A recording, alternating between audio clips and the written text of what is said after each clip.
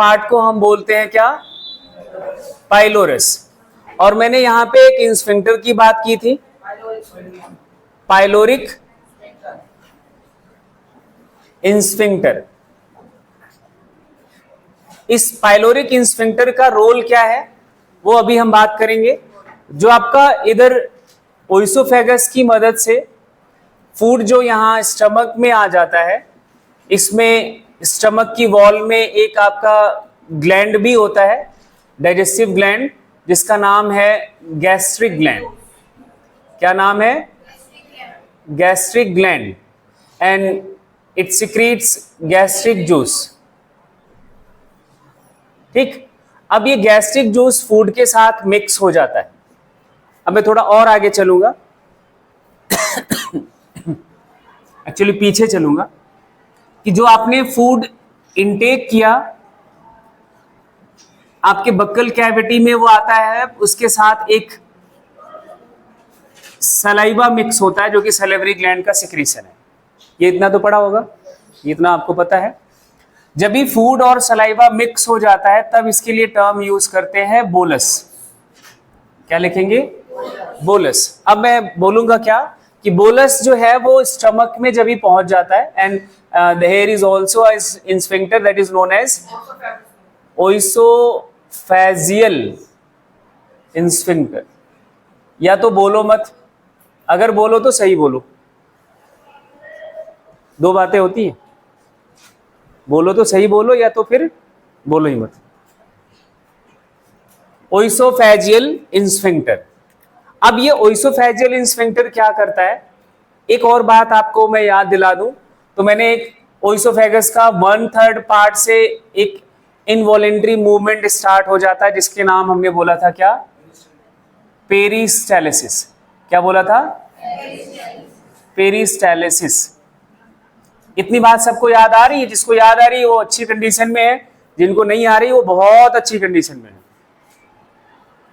ठीक है, अब पेरिस्टालिसिस जो है इधर स्टमक की वॉल में भी होता है, यहां से स्टार्ट है, ओइसोफेगस का लोअर मोस्ट पार्ट से स्टार्ट है, स्टमक की वॉल में भी पेरिस्टालिसिस होता है। एंड देयर इज पेरिस्टालिसिस के लिए एक बात याद रखना, देयर इज ए स्ट्रॉन्गेस्ट, या दूसरा वर्ड फास्टेस्ट पेरिस्टालिसिस अगर एलिमेंट्री कैनाल में कहीं है तो वो स्टमक की वॉल में होता है। कहां होता है? स्टमक की वॉल, पेरिस्टालिसिस। ठीक है, तो ये एक बात इंपॉर्टेंट है, ये याद रखना। ये जो पेरिस्टालिसिस स्टमक का स्ट्रॉन्गेस्ट एंड फास्टेस्ट है, ये हेल्प करता है कुछ कामों में। वो काम क्या है?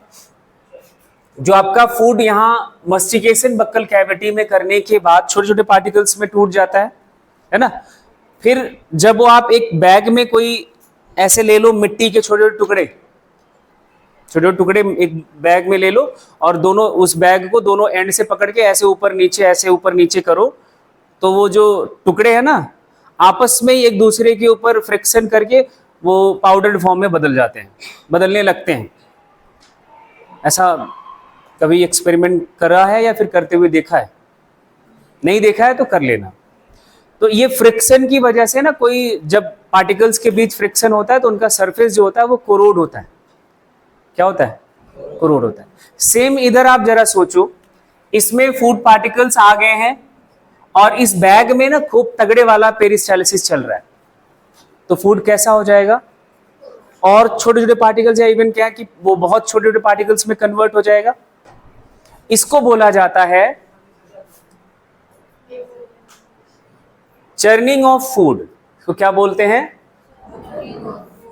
Churning of food. ये जो स्ट्रॉन्गेस्ट एंड फास्टेस्ट पेरिस्टालिसिस है स्टमक में, it helps in churning of food. इतनी बात क्लियर है? चलो, अब ये चर्निंग ऑफ फूड के बाद मीन्स क्या हुआ? जो आपका स्टमक में फूड आया, ये जहां पे जो फूड आया, ये बोलस है, बोलस आया होगा, यही हुआ होगा, बोलस आया होगा। इसमें ऐड हो गया क्या?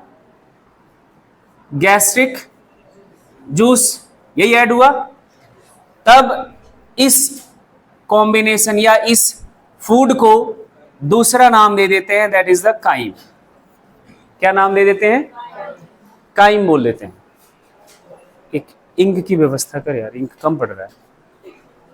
ऊपर वाली +1 की क्लास में ना होगा इंक, या नहीं होगा तो रिसेप्शन से भाग के जाओ और लेके आ। इसको क्यों भेजा पता है? क्योंकि इसको पता है।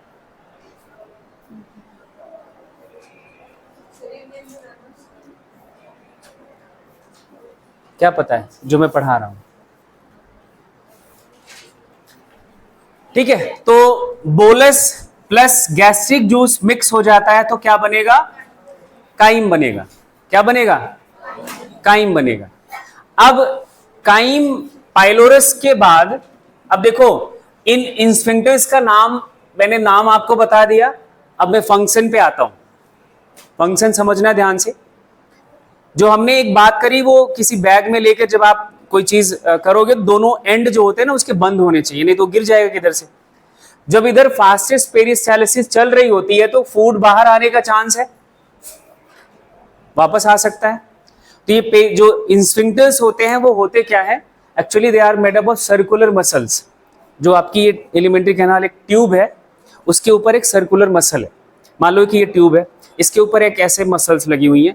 ये मसल्स कॉन्ट्रैक्ट कर जाएंगी तो ये ट्यूब ट्यूब क्या हो जाएगी? बंद हो जाएगी। जब ये मसल्स रिलैक्स कर जाएंगी तो ट्यूब खुल जाएगी। तो ये स्फिंक्टर्स यही करते हैं।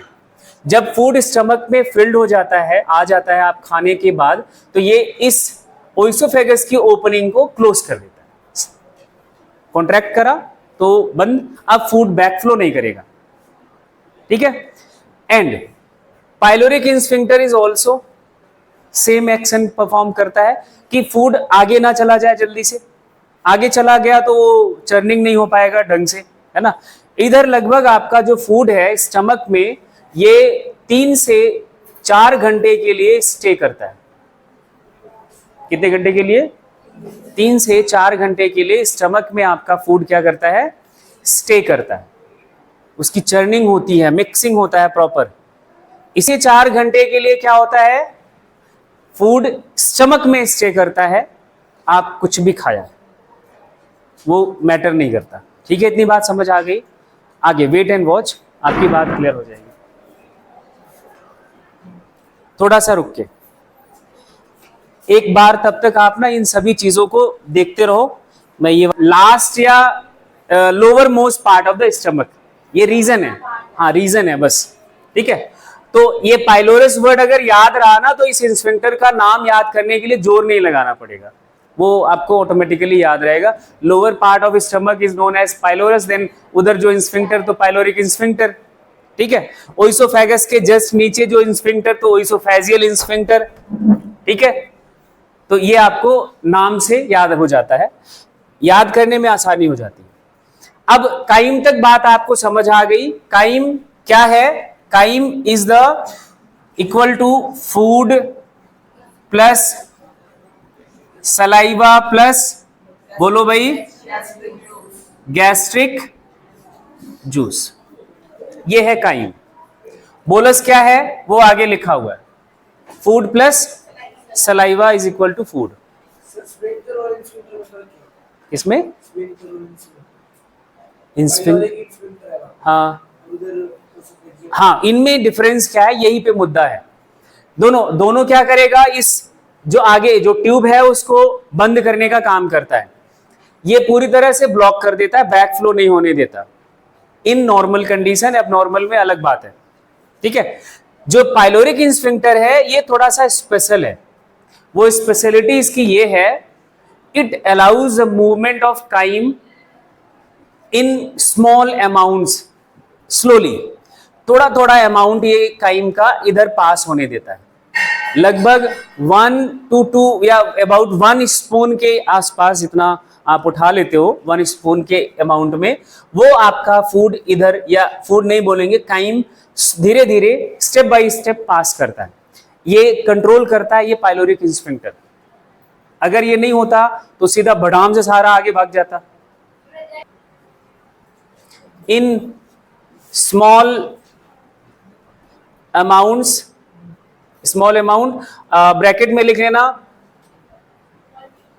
अबाउट 1 स्पून, हाँ इट अलाउज फूड, हाँ लिख लो, इट अलाउज फूड या काइम इन स्मॉल अमाउंट, ये बात ठीक होगी। एंड वो लगभग कितना है, 1 स्पून के आसपास। वो जब भी आगे जाएगा तो वो जाता है इंटेस्टाइन में। कहा जाता है? स्टमक के बाद क्या स्टार्ट है? इंटेस्टाइन। अब मैं बात करूंगा इंटेस्टाइन की। इंटेस्टाइन को 2 हिस्सों में डिवाइड करा जाता है। एक को हम बोलते हैं small intestine and second one is the large intestine. चलो अब इसका एक बार डायग्राम देख लेते हैं और बना लो साथ में। अब मैं इनके पार्ट्स का नाम लिख रहा हूं। इधर स्टमक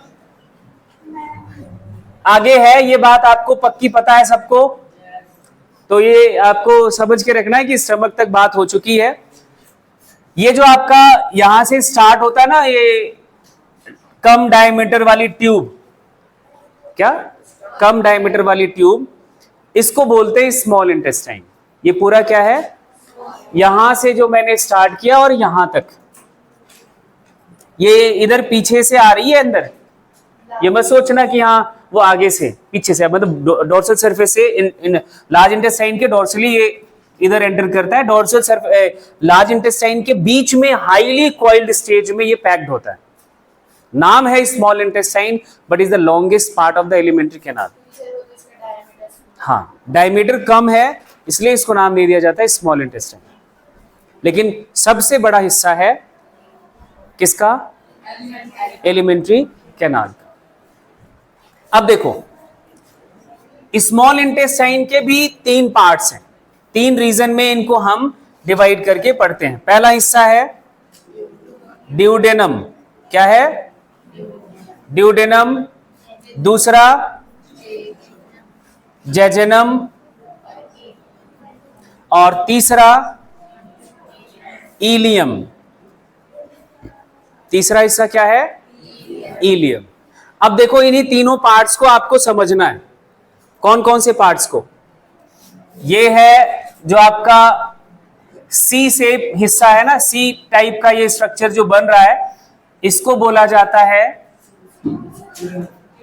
ड्यूडेनम। ये क्या है? फर्स्ट पार्ट ऑफ उनके फंक्शन, अभी वो मैकेनिज्म में हम बात करेंगे, ठीक है। ये क्या है? First part of small intestine. ये बात तो पक्की सब समझ आ गई। और लास्ट पार्ट ऑफ स्टमक क्या है? हाँ जी, स्टमक।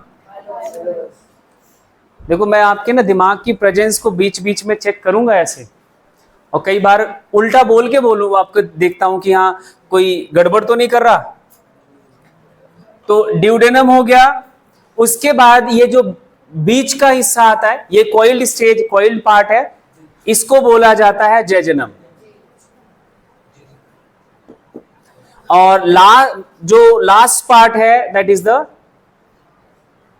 इलियम। जेजेनम, ड्यूडेनम ये सिर्फ जो सी टाइप का है इतना, उसके बाद वाला जो हिस्सा मैक्सिमम पोर्शन यही बनाता है जेजेनम। ये कॉइल्ड स्ट्रक्चर है, इनकी जो कॉइलिंग होती है मैक्सिमम कॉइलिंग होती है, बहुत ज्यादा उलझा हुआ होता है। एंड देन इलियम सबसे निचला हिस्सा, सबसे नीचे वाला हिस्सा जो स्मॉल इंटेस्टाइन का होता है वो इलियम है, लोअर मोस्ट पार्ट या last part of the small intestine which opens into large intestine. वो कहां जाके खुलता है? लार्ज इंटेस्टाइन या first part of large intestine. Large intestine के भी 3 पार्ट्स हैं। पहला पार्ट का नाम है सीकम। क्या नाम है? सीकम। दूसरे पार्ट का नाम है कोलन। तीसरे पार्ट का नाम है रेक्टम। कितने नाम हो गए? हाँ, तो मैंने क्या कहा था? Caecum, colon and rectum.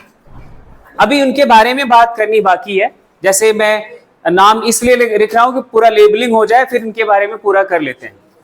ये जो पाउच जैसा स्ट्रक्चर है, जहां पे आके आपका ये स्मॉल इंटेस्टाइन खुलता है, दैट इज द सीकम। ये क्या है? सीकम। बस एक सैक जैसा ब्लाइंड सैक है, वो भी हम आगे बात करेंगे क्या होता है। तो आपका स्मॉल इंटेस्टाइन जिस हिस्से में आके ओपन होता है, ये ब्लाइंड सैक जैसा structure, that is a caecum. उसके बाद का ये पूरा स्ट्रक्चर कोलन है। देखो जो जहां से मेरा मार्कर उठ रहा है, इधर से लेकर ये पूरा, यहां से स्टार्ट और ये पूरा क्या है? ये कोलन है। क्या है? ये कोलन है। ठीक है, मैं कहीं से भी लेबलिंग कर दूं, जैसे मैंने यहां लिख दिया कोलन, बात सही है। And last part of the large intestine is the rectum, and rectum opens through an opening that is known as anus. Actually rectum leads through a canal, a small canal that is known as anal canal, and anal canal opens through the anus. अब इतनी structure सबको समझ आ गए? वापस आ जाओ small intestine. Small intestine का duodenum, फटाफट points note करते चलो जो मैं बोलता जा रहा हूं, है ना, जिससे आपको बाद में आसानी हो समझने में। अभी ड्यूडेनम के साथ थोड़ा कांड बहुत ज्यादा है, इसलिए हम इसमें टाइम लगाते हैं, थोड़ा सा लगेगा।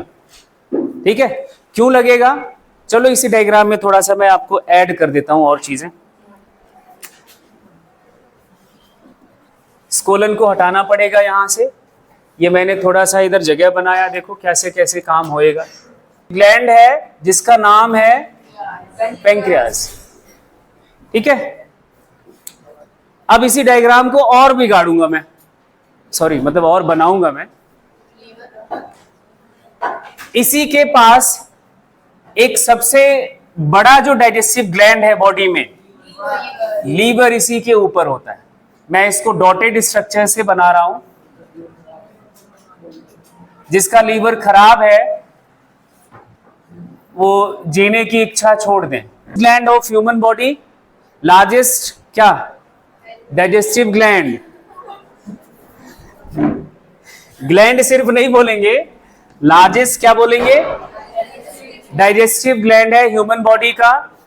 और लीवर के दो लोब्स होते हैं, राइट एंड लेफ्ट, एंड इनकी जो डक्ट्स होती हैं, मैं कुछ ऐसे बना दूं जो आपको बहुत ज्यादा, अपन डॉटेड स्ट्रक्चर से ही बनाएंगे। ये डोर्सली होता है इसलिए हम डॉटेड स्ट्रक्चर से बना रहे हैं, और ये भी आके इधर ही खुलता है। हो गया? आप बनाते रहो, मिटाते रहो, वो आपका समस्या है। बाकी हमारे पार्ट पे तो देखो हो गया। अभी मैं सिखाऊंगा उस सबको, इसलिए मैंने डाइजेस्टिव ग्लैंड को छेड़ा ही नहीं, बट ये इधर ड्यूडेनम में आके खुलता है, ये बातें मैं लिखवाऊंगा, इसलिए मैंने यहां बना दिया। चलो ड्यूडेनम लिखो, इसका शेप लिखना, सी शेप्ड स्ट्रक्चर है। कैसा स्ट्रक्चर है? सी शेप्ड स्ट्रक्चर है। First part of small intestine है। क्या है? First part of small intestine है। इतनी बात तो ठीक ठीक लग रही है? बढ़िया है, चलो फिर तो बढ़िया होना चाहिए। आगे ड्यूडेनम में दो ग्लैंड्स आके ओपन होती हैं, and these glands are associated gland. Duodenum is the part of alimentary canal. Duodenum किसका पार्ट है? और इसमें आके खुलने वाली ग्लैंड्स मैंने दो नाम बोल दिए, एक का नाम है लीवर, दूसरे का नाम है क्या? बस ये अलग से आके उसमें खुल रही हैं, इसलिए एसोसिएटेड डाइजेस्टिव ग्लैंड। ठीक है, इसमें लिखोगे आगे, liver and pancreas opens into duodenum. कोई बात नहीं, अच्छा काम हुआ। जो कुछ होता है, देख जो भी कुछ होता है अच्छे के लिए होता है, होने दो। Liver and pancreas opens into duodenum opens into duodenum,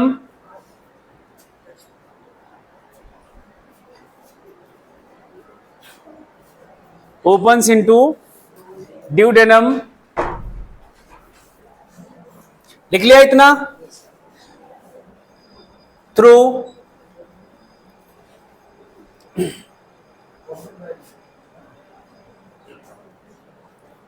अब जो नाम लिखने जा रहा हूं,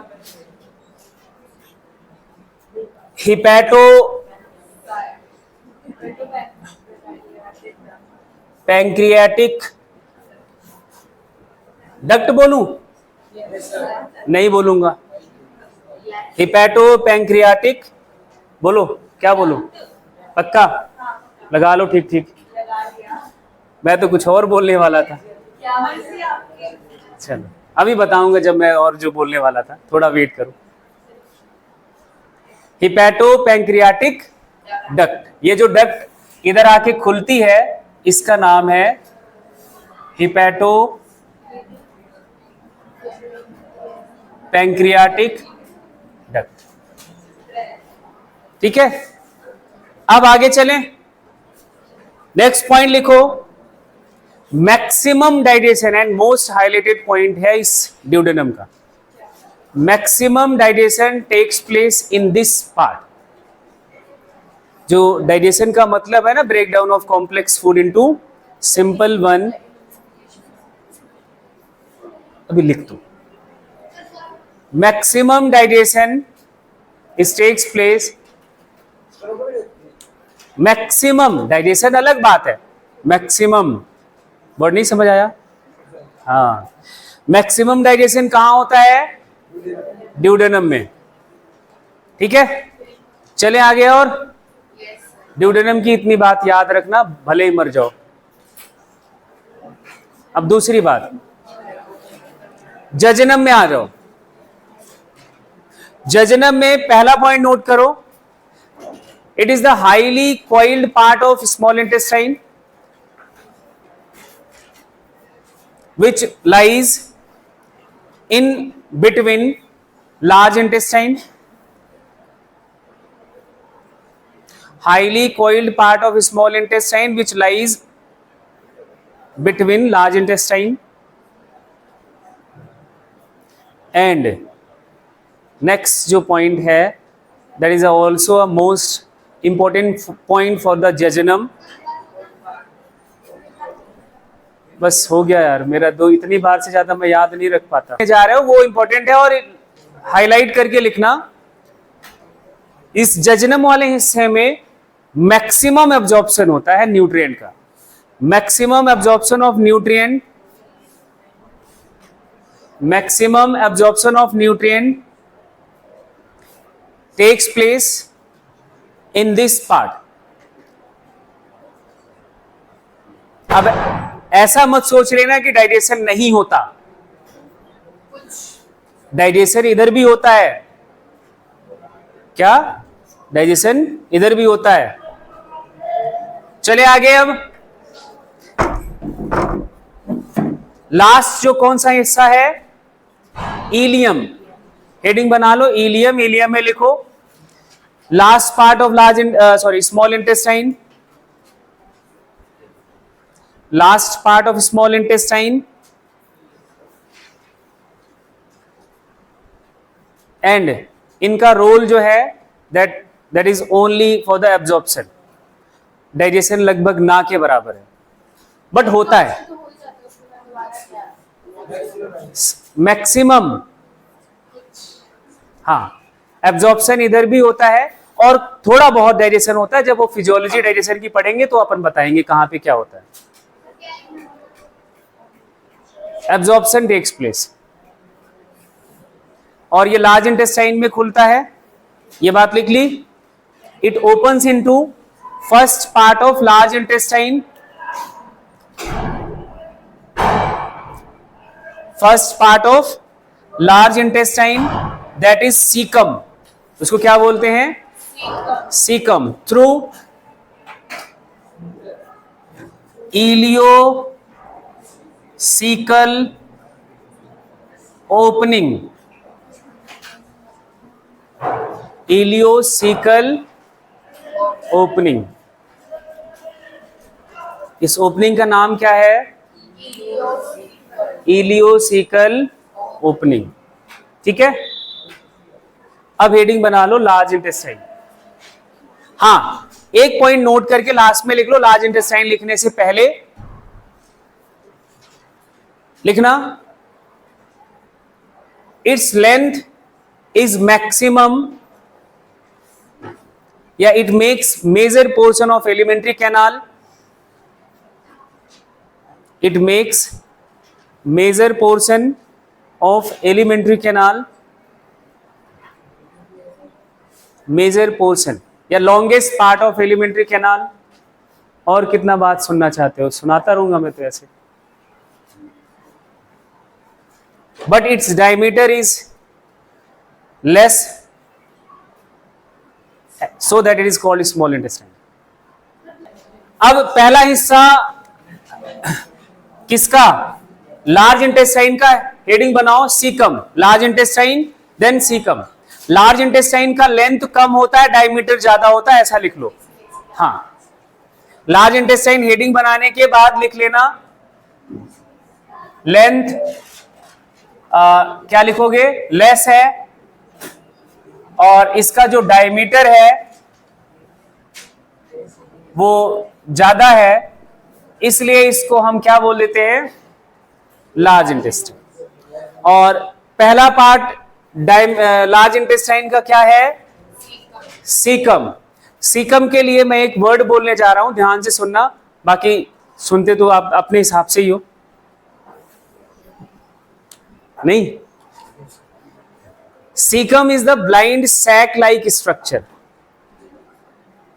नहीं मान लिया, अब है तो ये भी सैक पाउच, बट इसके पास इनकमिंग का एक ओपनिंग है एंड आउटगोइंग का दूसरा ओपनिंग है, तो इसलिए ये ब्लाइंड सैक नहीं हुआ। ऐसा पाउच जिसके पास सिर्फ एक ही ओपनिंग हो उसको बोला जाता है blind sac in biological science. इसको क्या बोलते हैं? Blind sac. अब जरा देखना इसको, किसको? सीकम को। इधर आके खुलता है क्या? इलियम। और ये जो आगे जा रहा है ना, ये स्ट्रक्चर सीकम का, ये आके जाके ये ब्लॉक्ड है, खुला नहीं है कहीं पे। लार्ज इंटेस्टाइन इस डायरेक्शन में ओपन है, उधर अब एक एंड इसका क्या है? बंद है, ब्लॉक्ड है, so that it is a blind sac like structure. लिखो। हाँ हाँ, अभी आते हैं यार, तो पहला स्टेटमेंट तो समझ। एक स्टेटमेंट समझते ही सीकम खत्म थोड़ी ना हो जाता है। लिखो, it is a blind sac like structure या blind pouch like structure which has a finger like outgrowth। ये जो हम बात बोल रहे हैं ना, बड़ा इंपॉर्टेंट है। हाँ जी भैया जी, आप तो यार बड़े समझदार निकले। Finger like outgrowth, that is known as, ये पूरा नाम बोला करो, वर्मीफॉर्म अपेंडिक्स। नहीं, सिर्फ अपेंडिक्स नहीं होता। अपेंडिक्स बीमारी नहीं होती, बीमारी का नाम है appendicitis.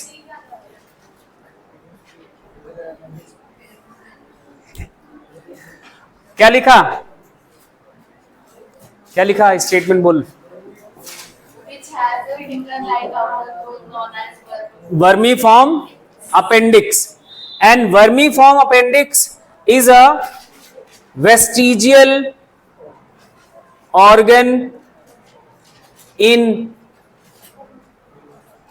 human body. What do you mean by vestigial organ? हाँ, the organ which present in our body but functionally it is non-functional है तो, but functionally कोई काम ही नहीं है।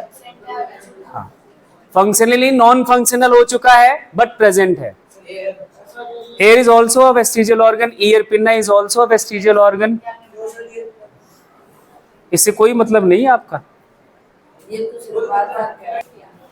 Organ which is present in human body but functionally it becomes non functional. याद तो रहेगा नहीं तो कहीं नोट करके लिख लो, सबको नहीं रहेगा।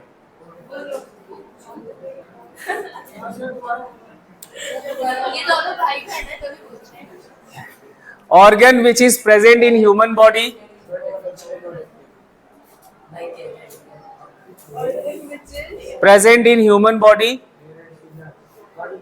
but it becomes non-functional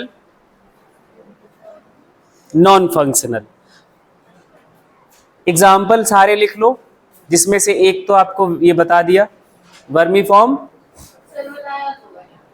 appendix, ear pinna, hair, और समझ लो लास्ट मोलर।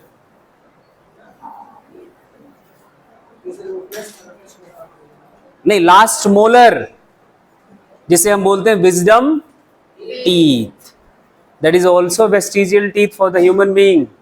इसीलिए सब में नहीं आता, इसकी जरूरत नहीं है। हाँ जी, ये हर्बीवोर्स के लिए ठीक जरूरत है। एक एनसीईआरटी का बड़ा अच्छा सवाल है, लेकिन वो अभी मैं बताऊंगा नहीं। हाँ, इंटेस्टाइन की लेंथ का कंपैरिजन कई बार पूछा जाता है, वो जब मैकेनिज्म बता देंगे ना तब आपको बताएंगे। हाँ जी, अब सुनो, अपने में ये वेस्टिजियल जो प्राइमरी सोर्स ऑफ कार्बोहाइड्रेट है ह्यूमन बीइंग का इज द स्टार्च। ये आपका जैसे एवोल्यूशन के दौर में धीरे धीरे आपका फूड हैबिट भी बदला। ये इस बात का प्रूफ है कि कभी हमारे एंसेस्टर्स जो थे ना वो प्योर हर्बीवोर्स थे।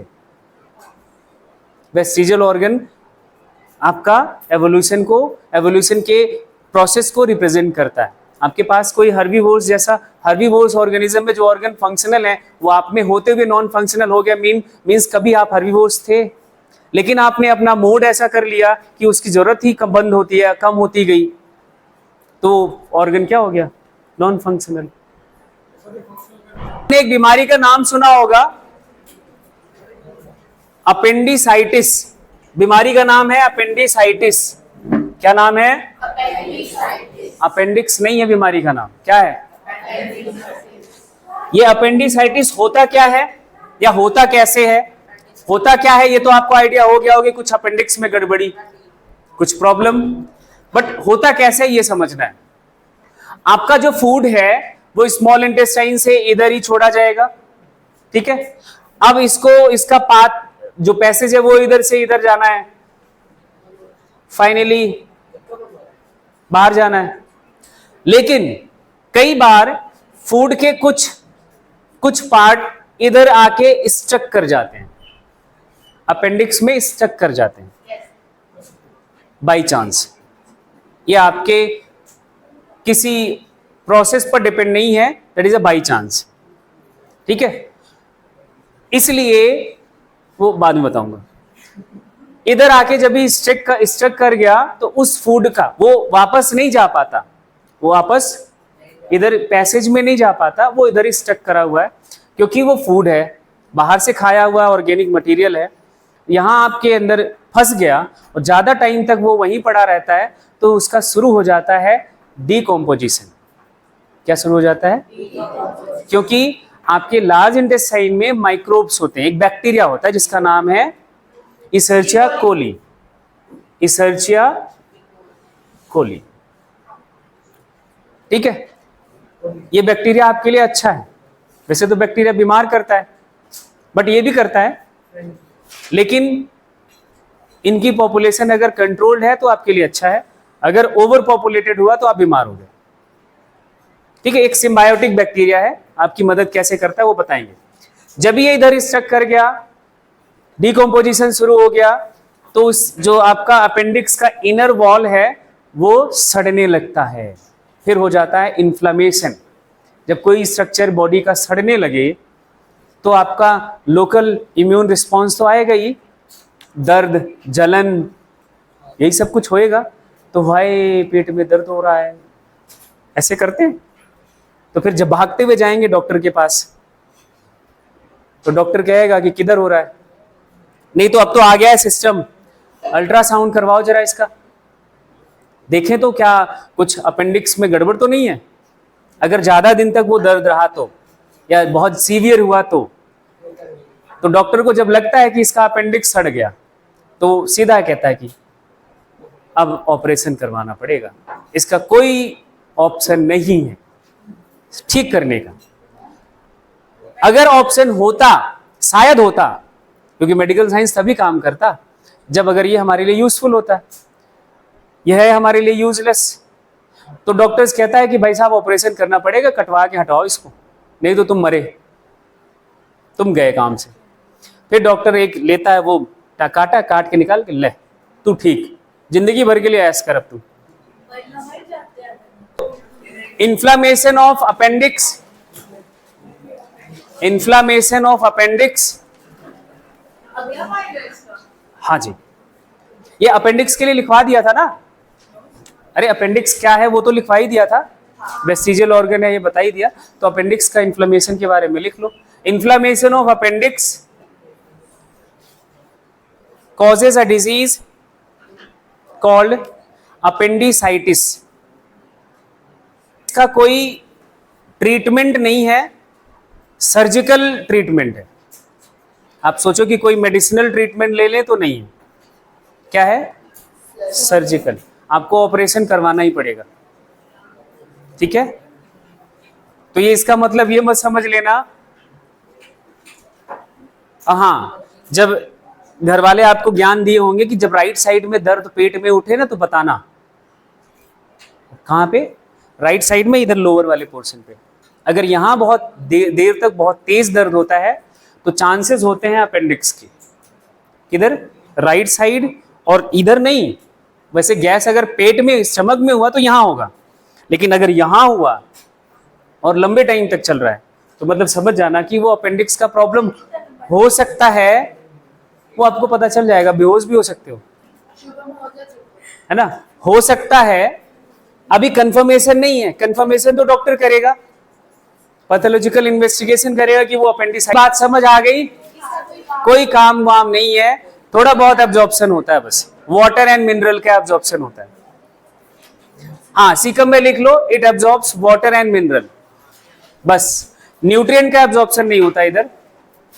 और हाँ, न्यूट्रिएंट का डाइजेशन नहीं होता तो एब्जॉर्प्शन काहे का होगा। बट ये एक बात और याद रखना, appendix is functional in herbivores. Herbivores का जो प्राइमरी सोर्स ऑफ कार्बोहाइड्रेट है दैट इज अ सेलुलोज। आज भी वो उनका प्राइमरी सोर्स कार्बोहाइड्रेट का क्या है, सेलुलोज। एंड उनमें ये फंक्शनल है, they can break their cellulose and gets their carbohydrate. हमने अपना मोड चेंज कर लिया ना भाई, हमने घास फूस छोड़ के जो प्लांट के स्टोर्ड स्टार्च है उनको खाना शुरू कर दिया। अब वो जो स्टोर्ड है वो स्टार्च है, ठीक है। स्टार्च को डाइजेस्ट करने के लिए एंजाइम्स ऑलरेडी आपके सलाइवा में, स्टमक में, स्मॉल इंटेस्टाइन में प्रेजेंट हैं, वो डाइजेस्ट कर देते हैं। जब आपने सेलुलोज खाना ही बंद कर दिया तो ये कितने दिन तक रहेगा भाई। भाई ऐसे समझ लो कि बना लो colon, colon is the major part of large intestine. Colon क्या है, मेजर पोर्शन है लार्ज इंटेस्टाइन का। एंड दूसरी बात, इट इज डिवाइडेड इनटू, वैसे तो 3 पार्ट हैं, हाँ जी। आप 3 पढ़ना चाहते हो कि 4 पढ़ना चाहते हो, वैसे 3 पढ़ लो बहुत है। Divided into 3 parts, movement of direction of food. पहला हिस्सा है इसका असेंडिंग कोलन, दूसरा हिस्सा आता है इसका transverse colon, and last one is the descending colon. देखो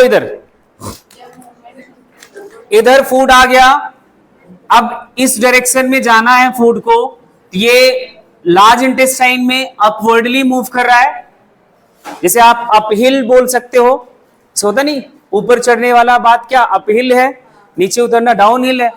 अजी पेरिस्टालिसिस, ठीक है। अब ये ऊपर की तरफ इधर फूड मूव कर रहा है, तो इस वाले पार्ट को बोल दिया जाता है असेंडिंग कोलन, एसी। क्या बोल दिया जाता है? Ascending colon.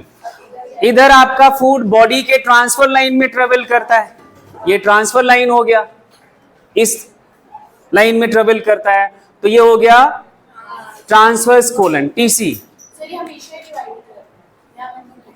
ये हमने अपने कन्वीनियंस के लिए कर रखा है, ठीक है। इधर फूड इस डायरेक्शन में मूव करता है डाउन हिल, तो ये क्या हो गया? डिसेंडिंग कोलन, डीसी, ठीक है। एंड इन सभी पार्ट्स में वाटर एंड मिनरल का एब्जॉर्प्शन होता है, ये आप लिखो। इन सभी कोलन में, कोलन का फंक्शन बस इतना सा है, it provide passage for the undigested food material, passage for undigested food material and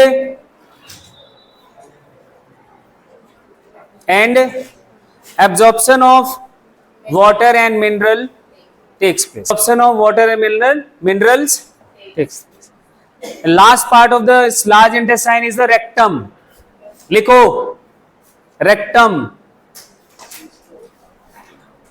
rectum लिखो, it is a pouch, हाँ, where it is a pouch where